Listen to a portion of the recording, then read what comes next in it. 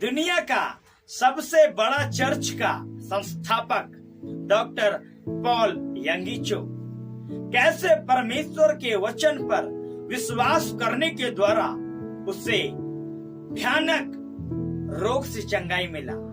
मेरे प्रियो, मैं आपको बताना चाहता हूँ, जब पॉल यंगीचो 17 वर्ष के थे तब उनके दोनों फेफड़े काम करना बंद कर दिए थे।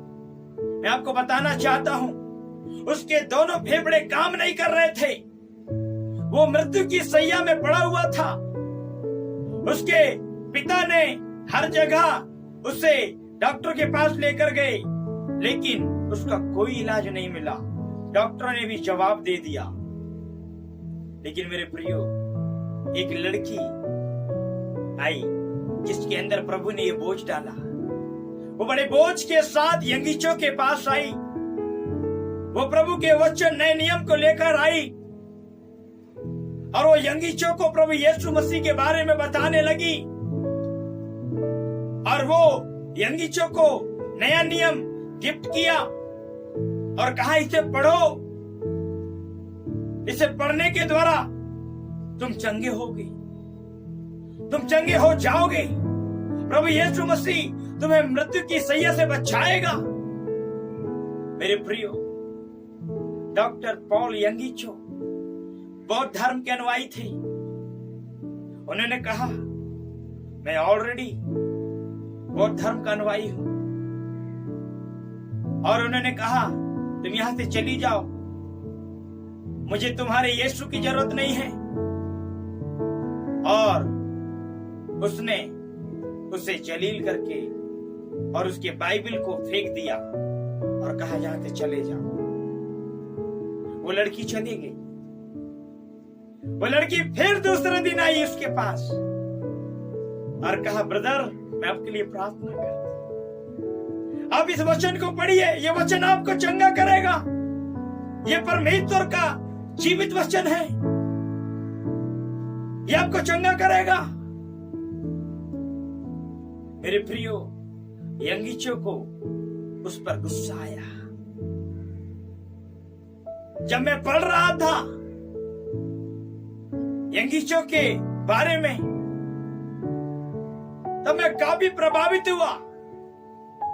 मैं आपको बताना चाहता हूं, जब वो लड़की दूसरी बार आई, यंगीचो ने उसे थप्पड़ मारा,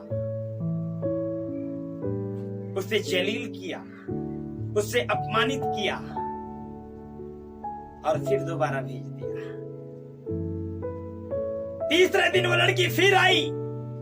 तीसरी बार वो लड़की फिर आई। इस बार डॉक्टर पॉल यंगीचो नरम हो गए। वो सोचने लगे, ये लड़की है कौन? ना ही ये मेरे रिश्तेदार है, ना ही ये मेरी धर्म की है, ना ही मैं इसे जानता, लेकिन क्यों ये मेरे लिए आंसू बहाती है? क्यों ये मेरे लिए प्रार्थना करती है? क्यों ये चाहती है कि मैं बचूं? कौन है इसका यीशु? मेरे प्रियो, वो नर्म हो गया। इस बार उसने उस लड़की के बातों को सुना। हालेलुया। उस लड़की ने जो बाइबल उसे दिया, उसे ले लिया और उसने कहा, ठीक है, मैं इसे पढ़ूंगा। मेरे प्रियो, कुछ दिनों के बाद उत्साहपूर्वक उन्होंने बाइबल खोला और वो पढ़ने लगी। और जब वो बाइबल पढ़ते गए,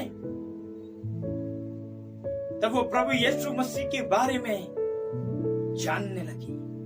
कैसे प्रभु यीशु मसीह बीमारों पर दया किया, कैसे प्रभु यीशु मसीह लोगों से प्रेम किया, कैसे प्रभु यीशु मसीह ने अपना बलिदान दिया।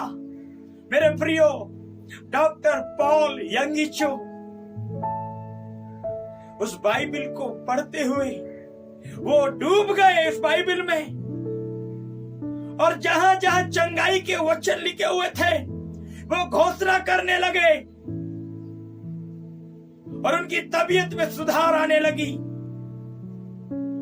जो बीमारी उन्हें पकड़ी हुई थी, जो मृत्यु के सैया में वे थे, वे वो वचन को पढ़ते पढ़ते चंगे होने लगे और 1 साल के अंदर में वो हील हो गई। मेरे प्रिय, परमेश्वर के वचन में सामर्थ है। परमेश्वर का वचन प्रभावशाली है। परमेश्वर का वचन चंगाई देता है। Hallelujah, hallelujah. एक लड़की के कारण वो बचाया गया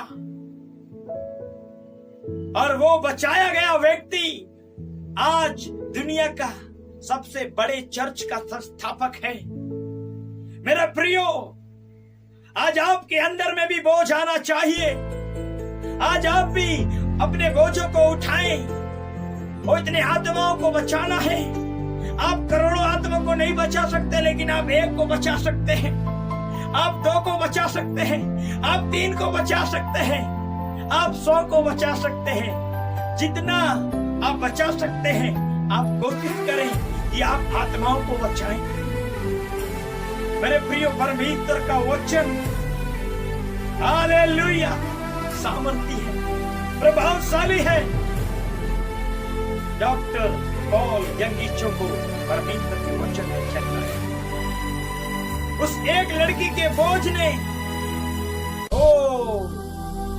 एक बड़े जागृति को पैदा किया। आप ज्यादा लोगों को प्रभु यीशु का सुसमाचार नहीं सुना सकते। इसका मतलब यह नहीं है कि आप किसी को ना सुनाएं। आपको जितना बनता है, आप उतना प्रभु के सुसमाचार को फैला सकते हैं। मेरे प्रियो, मैं आपको बताना चाहता हूं, मुझसे जितना बनता है, मैं सोशल मीडिया के द्वारा अलग अलग तरीकों से प्रभु यीशु मसीह का सुसमाचार फैलाता हूं। मुझे फेमस नहीं होना है, मुझे प्रभु यीशु मसीह के वचन को सुनाना है।